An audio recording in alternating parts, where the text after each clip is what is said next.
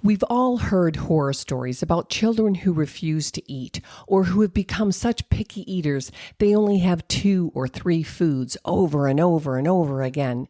Many of these challenges began with incorrect or unsuccessful feeding techniques.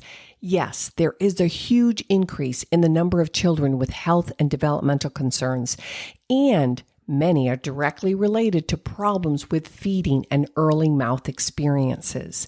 I think you've been misled to think that these problems are just our new normal, that allergies, asthma, nutritional concerns, sensory processing problems, orthodontic issues are all just a natural part of our youth, and they aren't. Many of these problems could be avoided or reduced if parents and caregivers had more specific information and specific guidance on these topics. So today's episode, I am here to cover some of those secrets, how eating, chewing, and speech interrelate. Dentition, sleep, and energy all connect, that mood and learning are related. Imagine, Mom, if you truly understood the mechanics of feeding, speech, and mouth development, then you could significantly reduce that anxiety and frustration around eating and the dinner table while you are supporting your healthy, thriving toddler, and he is growing because of your guidance. Hello, and welcome to Talking Toddlers, where I share more than just tips and tricks on how to reduce tantrums or build your toddler's vocabulary. We're going to cover all of that, I assure you. But here, our goal is to develop clarity, because in this modern world, it's truly overwhelming, especially during these past 2 years. This podcast is about empowering moms to know the difference between fact and fiction, to never give up, to tap into everyday activities so your child stays on track. He's not falling behind, he's thriving through your guidance. We know that true learning starts at home, and Talking Toddlers, this podcast helps you develop that with clarity, confidence, and clear communication. So let's get started. Let's start with baby led weaning basics, because if mom and dad and the caregivers all around your beautiful baby and toddler know the mechanics of how our oral motor skills develop, then it'll all make sense. And baby wins, you win, the whole family wins. So let's keep the end goal in mind. I often think of it in this kind of strategy because I like to build goals and really measure progress over time and what's working, what's not working, adjust as we move along. So what's our end goal? We want your baby to be healthy and positive, to have a strong relationship with food, to make easy mealtime with the family, to build independence with eating, to support a healthy fine motor skill set, to build strong and oral motor system, which supports speech, of course, and makes it efficient. So now we're communicating easily, we're eating healthy food, which also supports oral motor development, leading to natural nasal breathing, which then connects to the immune system. So there's this whole interwoven relationship as we're building both structure and function. And that's what it is. Remember, your little baby comes into this world underdeveloped, of course, but under your guidance, we literally and figuratively shape the structure and the function, how it works on everyday talking and eating and sleeping and resting and energy and all of that. So if we build better chewing, then that supports good structure and breathing and swallowing, which then literally feeds eating motor development. So keep in mind, it's a use it or lose it in all of our body parts, including our mouth.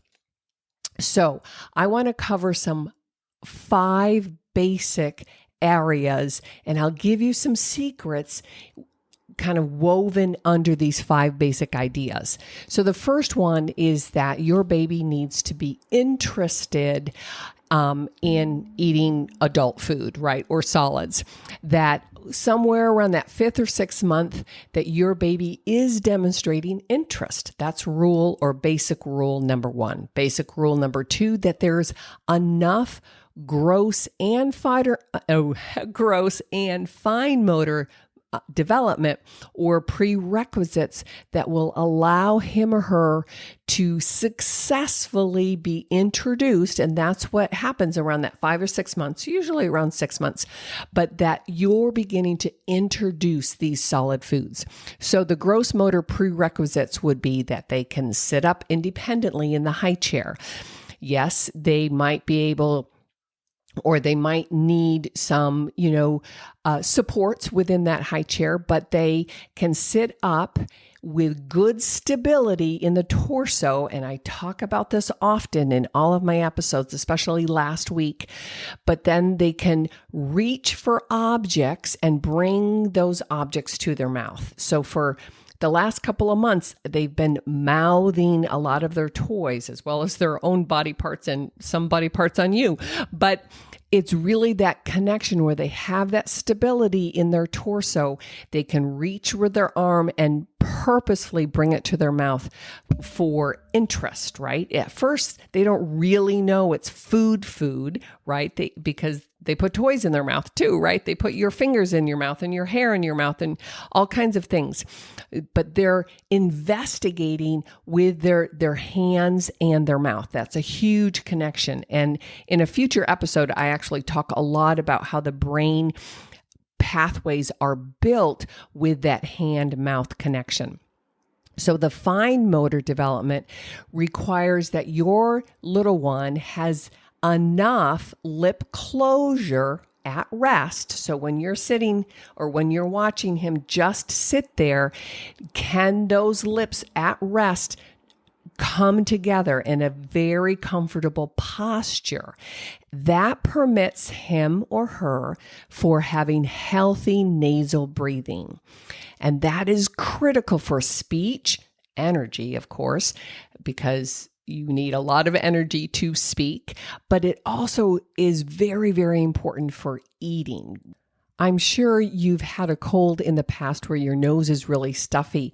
And even if you're just trying to eat something simple like some soup or chew a sandwich, it's really exhausting because you're not getting enough airflow, oxygen, nitric oxide through your nasal passage because it's all stuffy. So a child who isn't a natural nose breather is at risk for having a lot of chewing, eating, swallowing, and speech issues. And you'll see over this episode how I connect these dots for you. But the goal with the fine motor is really to make sure your son or daughter have good lip closure at rest. And then when they take in food or liquid, then they can build a more mature swallow pattern by placing the tongue tip behind those upper teeth, or at this stage, at 6 months of age, there are no teeth there, but the gum line, right? So they can push up at that gum line on their upper palate there, and then swallow like a wave-like motion. And that's what we're striving for. But it begins very, very young. And the prerequisite is to not only be able to sit up in the chair, but the secret is that your son or daughter really needs good lip closure with good nasal breathing. That's the secret sauce.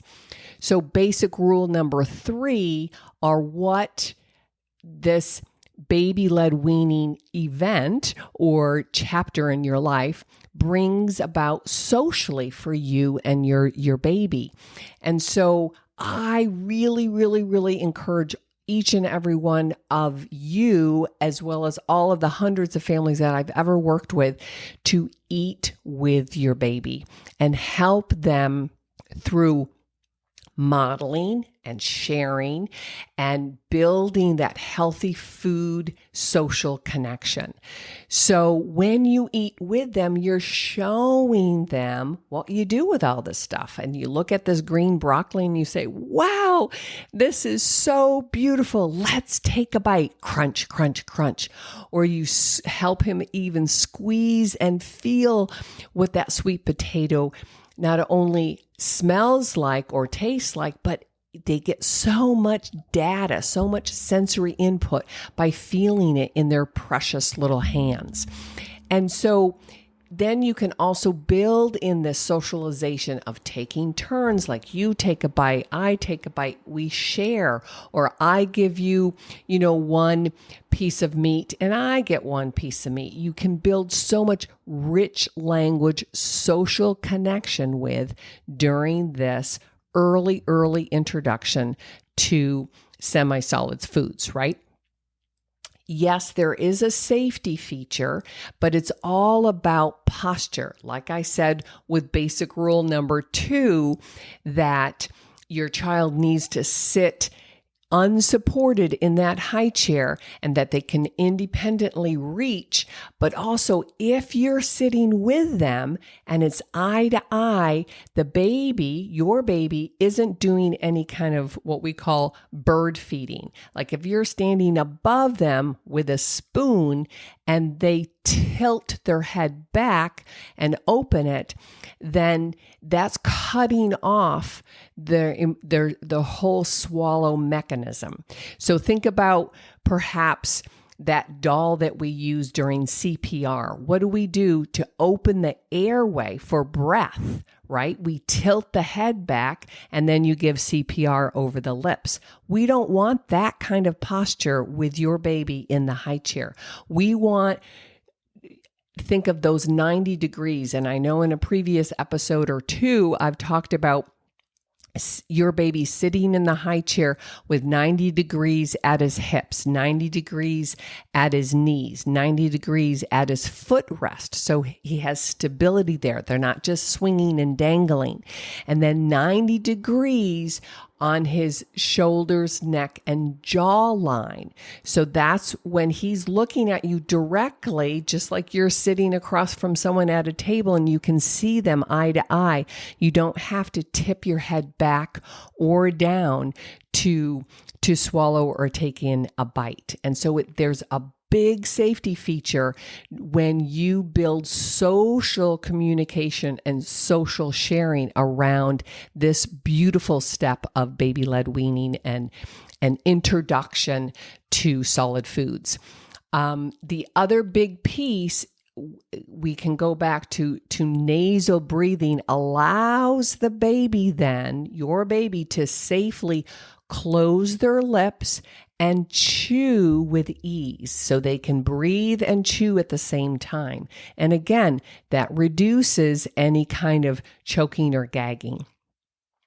One note about this whole introduction and building a relationship to healthy eating is some kind of scary statistics. And I think, they're relatively well known to the layperson, but we don't talk about them because I think it's pretty disturbing that over the last 3 decades, obesity with children has risen 3 times over.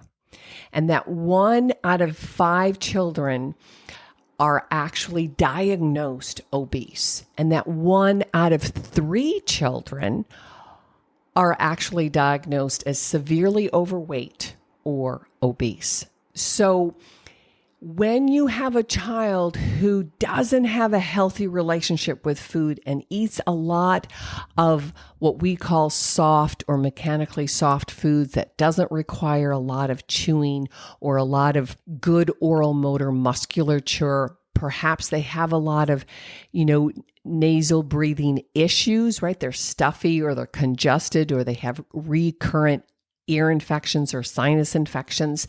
That all increases asthma problems, sleep apnea, bone and joint, aches and inflammation, type 2 diabetes, as well as heart disease in 8 and 10-year-olds, because the vast majority of their life, they really have a poor relationship with food. So, just to put this in perspective, we not only want to build strong communicators and a love for good, healthy, real, honest food, but we want to help our children grow up physically strong and mentally clear, with current data suggesting that 70% of U.S. adults are obese. I think this has become a quote unquote new normal that is just unacceptable. And we can't really afford it, because when people are that sick for 10, 20, 30 years, it is a lifelong struggle. And I know there are many family members that I have that it breaks my heart, that have had serious weight issues, serious heart problems, diabetes. I mean, just a few years ago, I lost my oldest sister to, chronic health problems around type 2 diabetes and a number of heart attacks. And just, it is so incredibly sad. And when I and the adults in the room step back and look at these statistics with honesty, we have to really face the fact that it's up to us, the grown-ups, the parents, the leaders, the therapists, the doctors, the teachers, to step up and say, enough is enough. How can we keep our kids on a healthy track from the beginning so they don't have to deal with some of these really, really significant health problems down the road? But there's a lot of connection with, and it's not a lot of long-term studies, of course, because baby-led weaning, as I said, has just kind of come into the U.S. over the last decade. But it doesn't take rocket scientists to really connect these dots. And at this point, yes, it's anecdotal. Yes, it's a lot of just clear thinking. But at the same time, when you're holding your baby, he's 6 months or 16 months or 3 years, they don't have 10 years to wait. We need to do something that's pretty pragmatic, pretty reasonable, and pretty concrete to alleviate and mitigate those lifelong problems. So, basic rule number 4, I'm going to tell you some secrets around, and that's called open cup drinking. And you tend to have these two streams of thought that a 6-month-old can't drink from an open cup. That's crazy, Erin. Or you just start with a sippy cup right off the bat. Well, I'm here to say, 1, sippy cups are not our friend. And 2, a 6-month-old is the perfect time to introduce an open cup drinking process. And yes, they don't gain full independence until closer 9, 10, 11 months. But remember, all of these things, like walking and crawling and speaking and riding a bike and learning how to swim and learning how to handwrite, all of these things are a process, and we have to start at ground zero and build up. So you'd be amazed to look at how quickly a 6, 7, 8-month-old can really gain independence with open cup drinking. And the reason why us speech and language pathologists, orthodontists, occupational therapists, and even the American Academy of Pediatrics suggest to skip the whole sippy cups is because, well, the first step would be then you can just avoid weaning them again in 2-3 years, right? But the most important reason to skip this whole sippy cup is because it promotes a very unhealthy swallow pattern. And if you can imagine, it's very similar to thumb sucking, right? But if you can imagine the sippy cup with the big hard mouthpiece doesn't allow your tongue or your child's tongue to elevate, and we need a lot of tongue tip elevation for speech, but we also need that tongue tip to push against that gum line so then they can develop a mature swallow pattern. And that's key. So I have shared with you in the past, and I'll continue to share as I connect these dots over and over again, that how your baby develops is they have that strong torso, and then they can move their head, and then they have a strong head or stability and disassociation where then they can move the jaw, and then they can stabilize that jaw and move the lips, the cheek, and then the tongue. And they build this relationship. We call that, co-articulation, right? Where all of these motor patterns move in like lightning speed. But in order to promote a healthy swallow pattern for both chewing and eating, breathing through the nose, because you don't want your baby's stuffy nose pattern stuffy nose where they're snoring at night, or they have a lax jaw, right? They're mouth breathers, and then they also snore at night. So that becomes this whole cyclical nightmare. So it's really important that you trust that your baby can learn how to drink from a cup. And so before you kind of dive in there, or if you're like, oh my gosh, I've been using a sippy cup, okay, then you can wean him or her off of that. But before you go there, I want, and this is kind of tricky, just on an audio, but I've made a study guide for you all to break down what happens in your mouth when you swallow. When you swallow your own saliva, when you swallow a little sip of coffee, or when you just, take a spoonful of yogurt, something that you can hold in your mouth, right? It's very hard to see inside a mouth and then explain. So I want you guys to feel what's happening when you go to swallow, right? And perhaps some of you will figure out through this process that you have what we call an anterior thrust, right? You kind of swallow forward instead of up and back. And then if that's the case, which a lot of adults have this kind of forward swallow pattern, then maybe you should connect with what we refer to as a myofunctional therapist. And I could connect you with, or you can just Google myofunctional therapists in my area.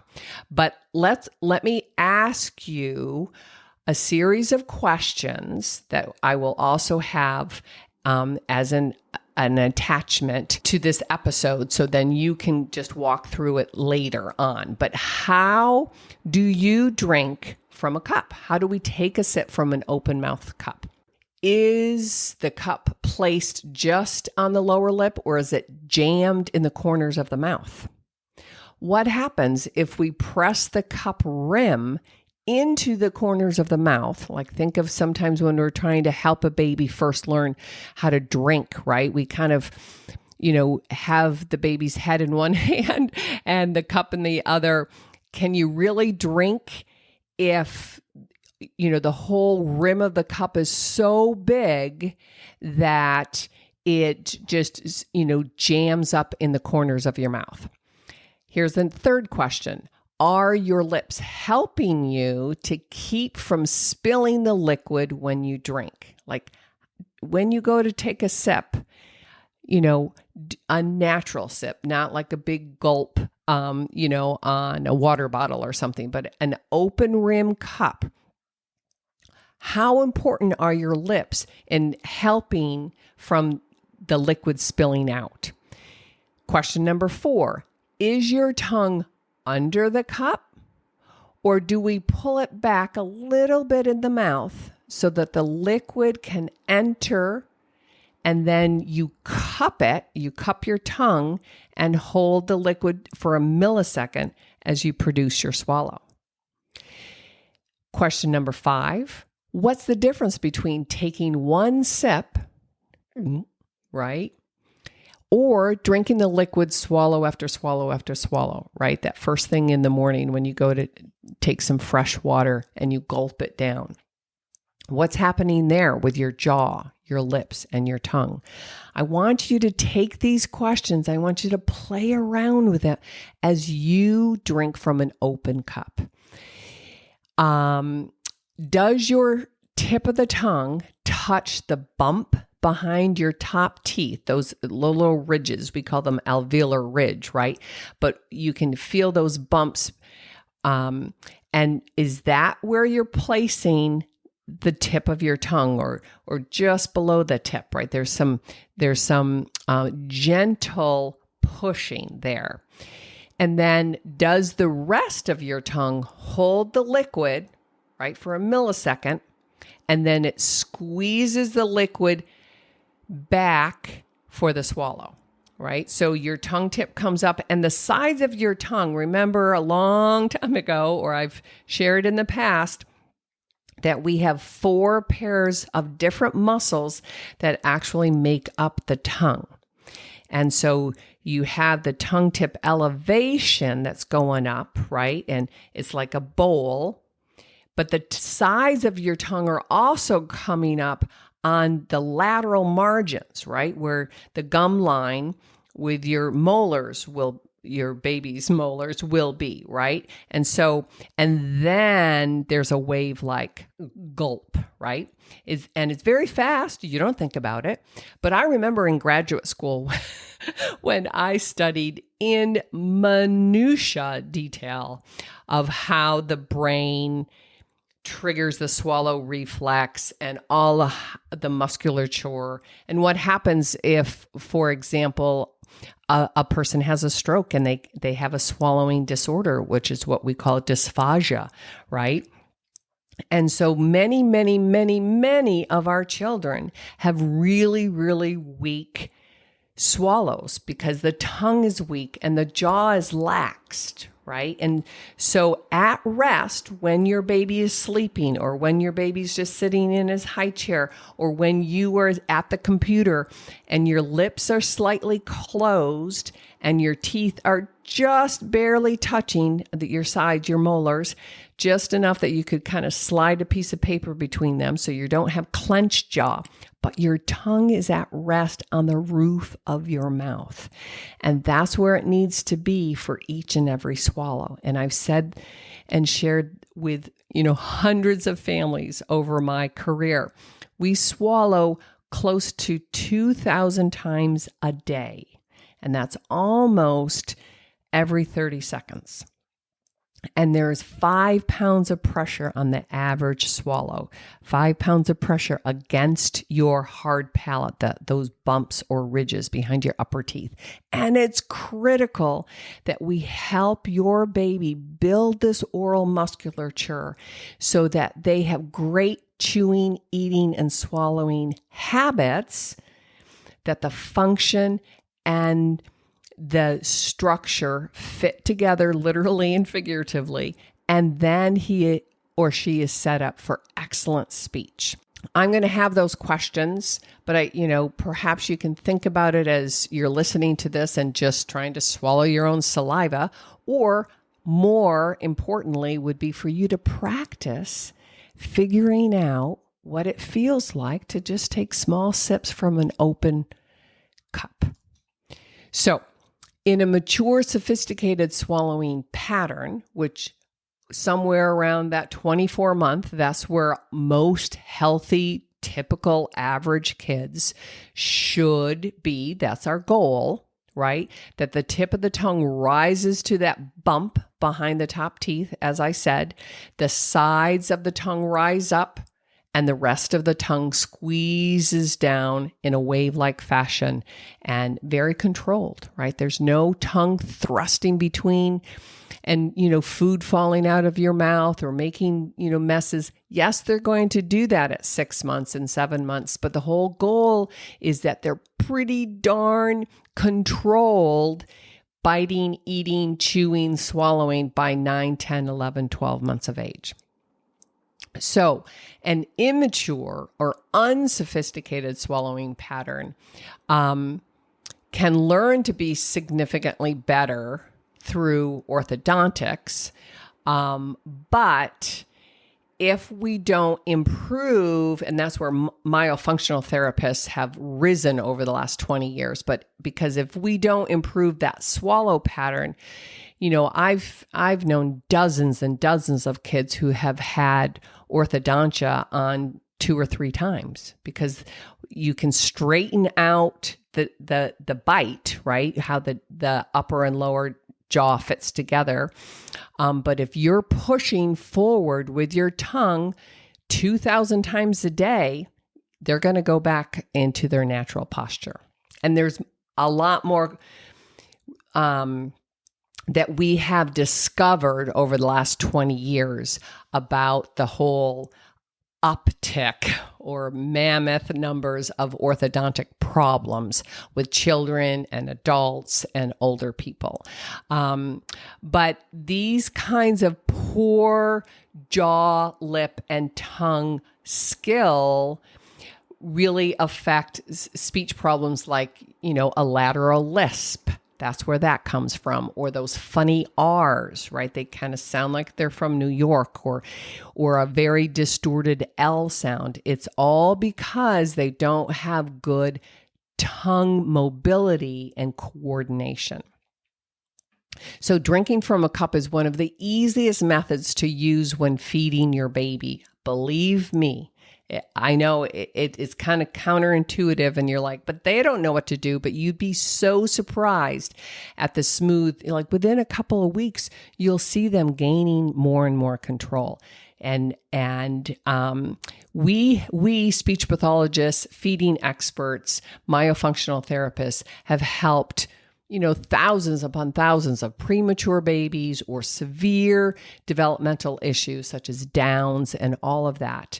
So it's even easier. Cup drinking is easier than teaching a baby to, properly use a spoon or spoon feeding, which I'm not a big advocate at all anymore. And I think I've shared with you in the past, this whole baby led weaning wasn't even a thing, at least here in the US 22 years ago when I had my baby.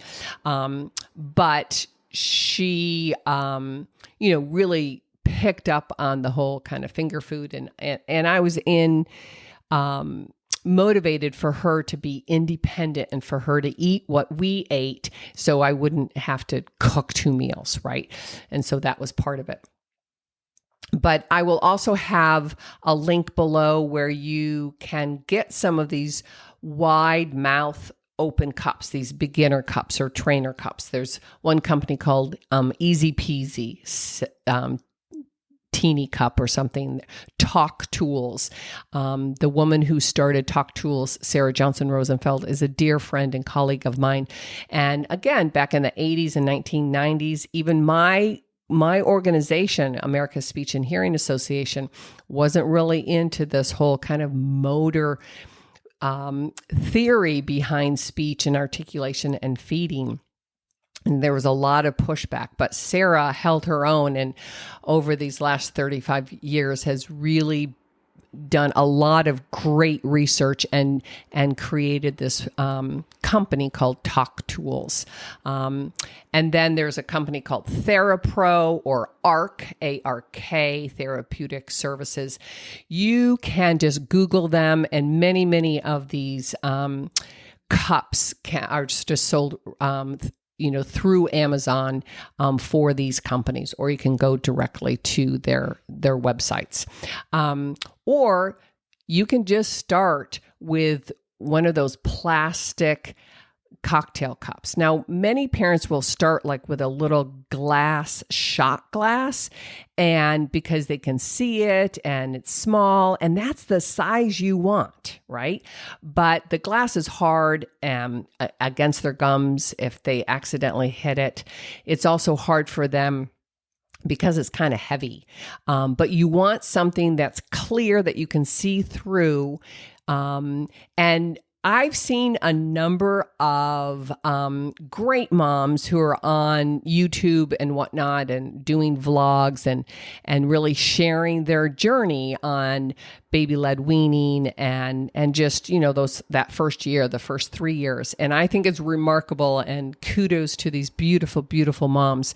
But I do caution you that I know you don't want to spill the liquid all over, but it's better to have more liquid, like a half a cup instead of just a teeny tiny bit, because again, you want to keep your baby's head level, right? Parallel to the floor. You don't want them to tip up their head backwards, right? To get the last dribbles out of the cup. And so you want these quick little tips of the cup, and that it easily flows and they can feel it. As soon as that tongue, there is that tongue reflex. And if the tongue is maturing well enough that it will catch that liquid and go right up to those top gum lines and hold the liquid and not fall out. As long as the lips and the tongue and the jaw have a good working relationship. That's my secrets to the whole open mouth cup drinking, which is critical part of this baby led weaning. And it all starts around 6 months, right? So just remember to keep the head in a neutral or aligned position, and it will also reduce any kind of choking or gagging or gulping of water. You don't really want to hear any gulping or excess coughing. And the other thing is, some parents and some therapists will recommend this, will thicken a liquid in the beginning, and they don't typically start with water. I typically say start with water because, one, they need it, and two, it's an easy way to build this oral motor awareness and control and independence. But I also think that when we start to thicken some liquids, then it can get too sweet. And then I am not a good advocate for using juice, right? I'm not an advocate for any children to drink, orange juice or apple juice or any of that, because it's just, there's so many things wrong with it. But starting with, there's no nutritional benefit, that it's just really high sugar, and that we as a human race need to drink more water. And if we can start early from the get-go. But if you're feeling a little uncomfortable and you just want to introduce, then you can, do kind of a liquid of even, a little breast milk and sweet potato or that kind of thing in the very, very beginning. And just so you feel like there's a little bit more control of the liquid coming out of the glass. But experiment, play around with it. There's no perfect solution. And a lot of kids will just embrace this, and a lot of kids will need a lot more hand over hand support. So, start with single sips. And that's the other little secret piece to all of this. Single sips. Work your way up to repeated swallows. Don't expect them. So you give them one little sip and then you cheer and you yip, yip, hooray. And you hold the cup. Your baby will assist you. But in the very beginning, around 6 months, then you hold it and show them how it works. It doesn't take a lot of trials, 3-4 days in a row, and they're going to get more and more at ease with taking those sips. And after they eat, whether it's sweet potatoes or some meat or some avocado, they're going to be thirsty. And so a nice sip of cold water is very refreshing. So be sure that you bring the cup or the cup rim to be placed on the lower lip, right? There's like a little tactile feedback, right? They feel that cup. And then your baby's tongue is not under the cup, right? It has to be a little back in the mouth behind the gum lines so it can take in that sip and then quickly elevate it to the upper gum line and close it off, right? So in the very, very beginning, there will be times where your baby's tongue will slip underneath, and that's okay because right now they're working through this new pattern, right? He has a good swallow, but he's used to suckling on the bottle or the breast. And so now he has to disassociate them and say, oh, this clear stuff that's coming out of this cup, this is slightly different, but I can handle it, right? And the tongue does know what to do if it's been developing in those 6 months. So go ahead and assist your baby by holding the cup with her as she learns that whole kind of hand, mouth, swallow, intricate relationship, right? And then they will begin to have consecutive swallow patterns, 2 or 3 in a row. And that's in a matter of, a week, a month, 6 weeks, depending on your child. But you should see progress almost every single day, if not, every week, of course, but almost every day. You'd be surprised. And remember, the head should stay in neutral position. So sit down with them, share the meal, share a glass of water, and, be excited to do this together. Okay, so in a nutshell, the whole sippy cup, you heard me say that it interrupts the development of a mature swallow pattern. Liquids tend to sit in the mouth too, so that's why dentists and orthodontists don't like it, because there's a higher incident or higher probability of tooth decay. And your kid continues to suckle, and it's just not a good oral motor habit, right? There are some other options, especially, again, what I've suggested to families is that you have different cups. Whenever you sit down at the table and have a meal together, you can have an open cup available. But there are some spill-proof cups with a recessed lid, and they might even have a straw, which are very easy to learn as well. And that could be the car cup, or that could be, the out and about at a town or a baseball game or something like that. But to practice an open cup at meals. And when you're at home, okay, sit down, let's have a drink. It's harder when a baby, he's not going to be standing at 6 months, but you can sit down. Again, it's harder to hold them. So put them in the high chair, or sit them up in a chair and you're stabilizing them.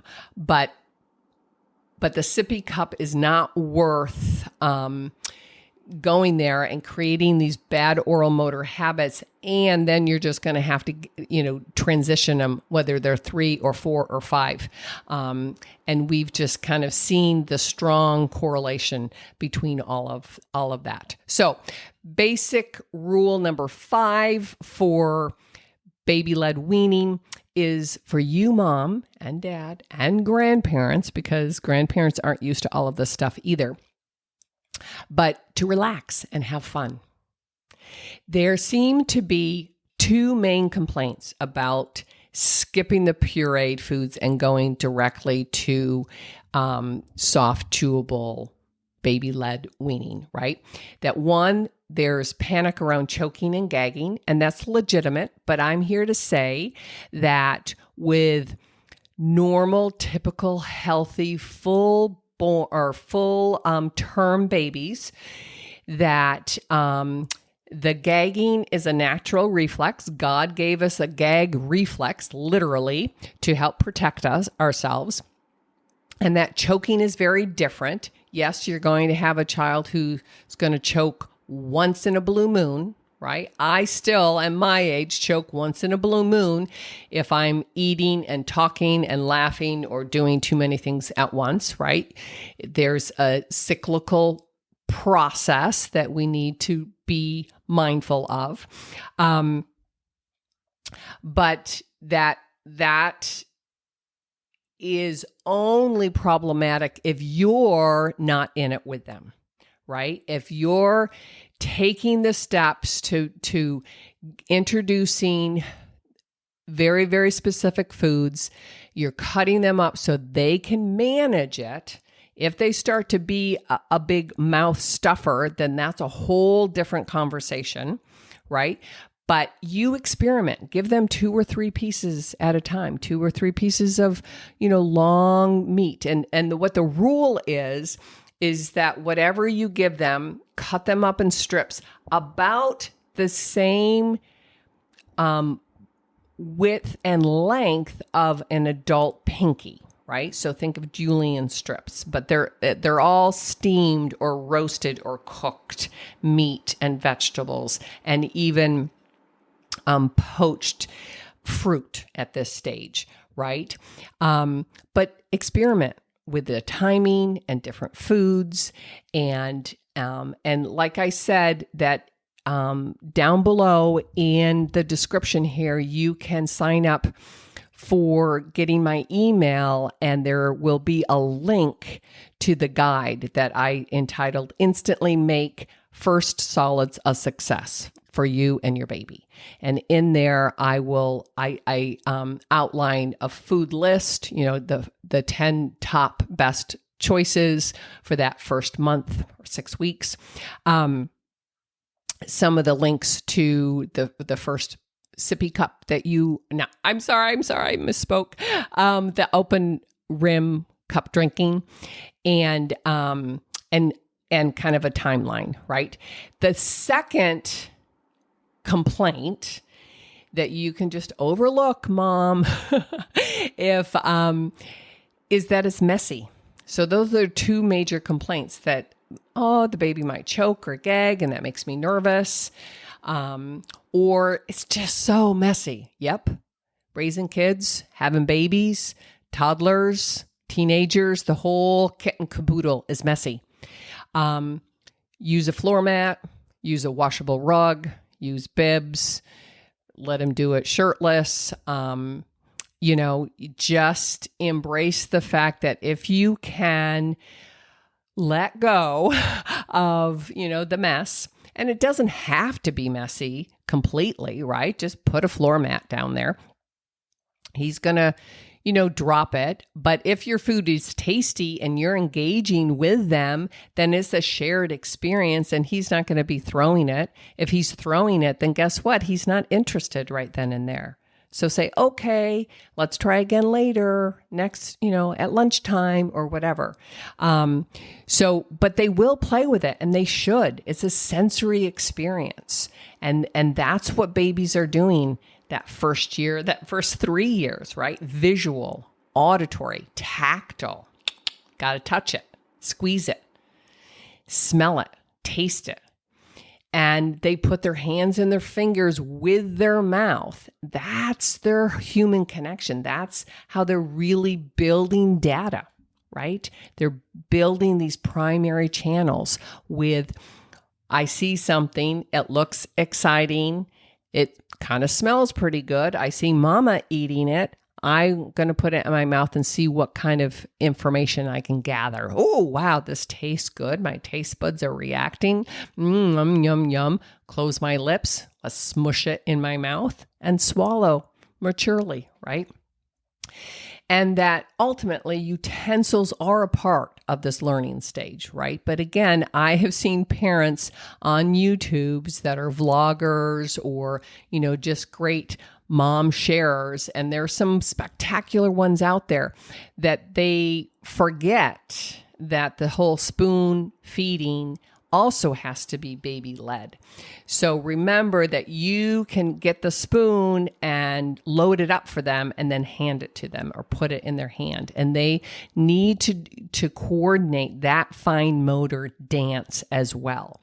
So that's kind of a different motor task, but that's part of this baby-led weaning. And so it's counteractive if you, I know that there are a couple of moms I saw out there that they were introducing a allergen food, which typically you do once a week, right? And then give it to them and see if they have any kind of reaction. Sometimes it's a nut butter or egg, and fish, right? And those allergen or those foods that could cause more allergens. But, they might put it, mix it with breast milk, like a nut butter, and then put it on a spoon. But the moms were giving it to the baby. And I'm like, no, let them bring the spoon to their mouth and figure that whole process out, because utensils are part of this early introduction, and it's very, very important. And kids, again, 9 months of age can use a fork and a spoon. It's quite remarkable given the opportunity to practice, right? So, baby-led weaning starts around 5 or 6 months, give or take. 1 new food per day. 1 allergen food per week. And all of this is kind of outlined in my guide. This is a critical stage of development for you and your baby. You want a healthy relationship with a variety of foods. You want to understand that you're building strong and healthy oral motor system, and that they are a natural nasal breather, which then improves the quality of their sleeping, which then supports healthy energy and mood regulation. It also supports muscle growth and brain alertness, sustained attention. All of those so-called new normals that, 54% of our kids have a chronic disease. That's just horrifying to me. And I'm not saying that, it's all of them are caused by moms and dads doing it wrong. What I'm saying is that you guys have been misled to think that new normal is just has to be accepted. And what we're saying on this side, who have a 35-year perspective, is that it's modern world, like introduction to sippy cups, that have really interfered with this learning process. And that parents are often, separated from, the previous generation, the grandparents, or you have to, because of your work commitments, you have to go to daycare, and they have too many kids to serve us. So they're not going to have this mindset and this love and passion and commitment that you, mom and dad and grandparents would have. So the final recommendation I always have for all mealtime, right? Whether you're at the baby-led weaning phase or you're a toddler and you have, 3 or 4 kids at 3 or 4 different ages, sit down, share a meal, and limit the distractions in the room, but especially during this first, year and a half, where you're in it with them. Sit down with your baby, connect, guide, support, model, and share the experience, right? Because within a year and a half, they're going to be in it with you, putting things on your plate, or, hey, honey, go and get the carrots out of the refrigerator and we'll cut some up for a snack, right? And they're following language direction, right? Hey, I need the big blue plastic bowl. Can you find it for me? Where do we keep the plastic bowls? Again, following oral language. And, he could come in and say, hey, what are we going to have for lunch? And you can give him a choice. Well, we could have tuna fish, or we can have chicken. And what green vegetable would you like? Go look in the crisper and see which green vegetable. And again, you're using language, rich language in everyday experience, and you're helping them build a healthy relationship with food. Meanwhile, he's sleeping well, he's learning well, he has great attention, he has a good sense of humor. All of these wonderful things are built up from a strong foundation of that first year, first 18 months, first 24 months, right? So don't forget to go and sign up for my email list for the guides and the checklist. This one is called Instantly Make First Solids a Success for You and Your Baby. And it's those series of questions of what happens when we sip through or sip out of a cup, and then the 10 first foods for high success. Thanks again for sharing your precious, precious time. And if you're finding benefit, please share with your friends and family. Don't forget to subscribe. I don't want you to miss any future episodes. I'm really excited about the topics that we have for 2023. Help me extend the reach, connect with new moms, and I'll see you next week. Thanks. Bye.